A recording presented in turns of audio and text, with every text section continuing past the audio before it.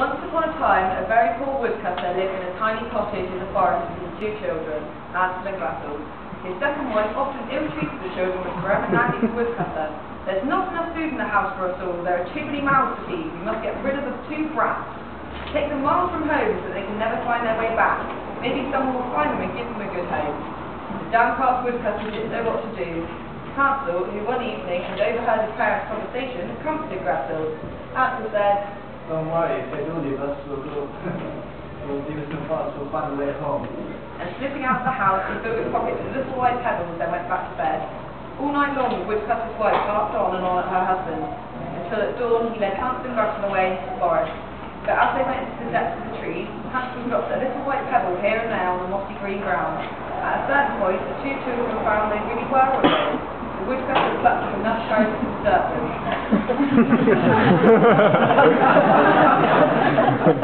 Night fell, but the woodcutter did not return. Gretel began to sob bitterly. Hansel too felt scared, but he tried to hide his feelings and comfort his sister. He said, "Don't cry, trust me, my brother will get us home."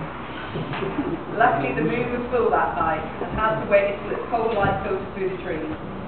The tiny white pebbles gleamed in the moonlight, and the children found their way home. They crept through a open window without meeting their parents. Cold, tired, but thankful to be home again, they slipped into bed. The next day, when their stepmother discovered that Hansel and Gretel had returned, she went into a rage, reproaching her husband for failing to carry out her orders. The wicked stepmother kept Hansel and Gretel under lock and key all day, with nothing for supper but a sip of water and some hard bread. All night, husband and wife quarrelled, and when dawn came, the woodcutter led the children out into the forest. Hansel, however, had not eaten his bread, and as he walked through the trees, he left a trail of crumbs behind him to mark the way. But the little boy had forgotten about the hungry birds that lived in the forest. When they saw him, they flew along behind, and in no time at all had eaten all the crumbs. Hansel said, "I've left the trail that last time." But when night fell, they saw to their horror that all the crumbs had gone. Gretel said, "I'm frightened, I'm cold and hungry, and I want to go home." Hansel said, "Don't be afraid, sister." Hansel tried to encourage his sister, but he too shivered when he glimpsed frightening shadows and evil eyes around him in the darkness. When dawn broke, they started to wander about the forest, seeking a path, but all hope soon faded. They were well and truly lost. On they walked and walked, till suddenly they came upon a strange cottage in the middle of a glade. Hansel said, "This is chocolate."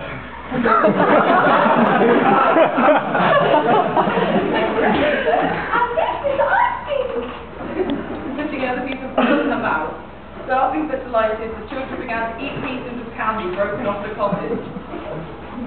Gretel said, "Isn't this delicious?" She had never tasted anything so nice. Hansel said, "We'll stay here." They were just about to try a piece of the biscuit door when it quietly swung open, and an old woman appeared and said, Well, haven't you seen the sweet tea? Come in, you have nothing to fear.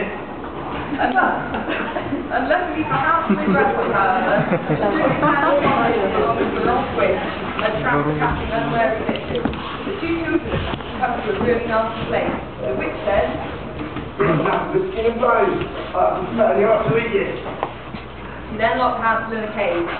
Every day she poked his finger through the bars, but he was getting any fatter.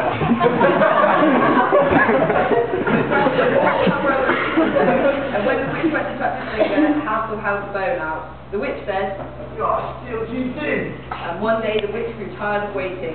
She told Gretel to light the oven, and a little later, hungry and impatient, she asked Gretel if the oven was hot enough.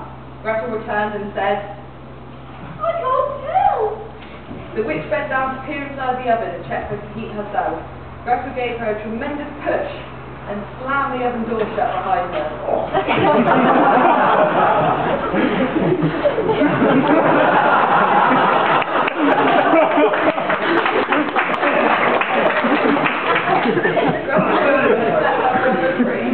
They then discovered that the witch's belongings was a huge chocolate egg.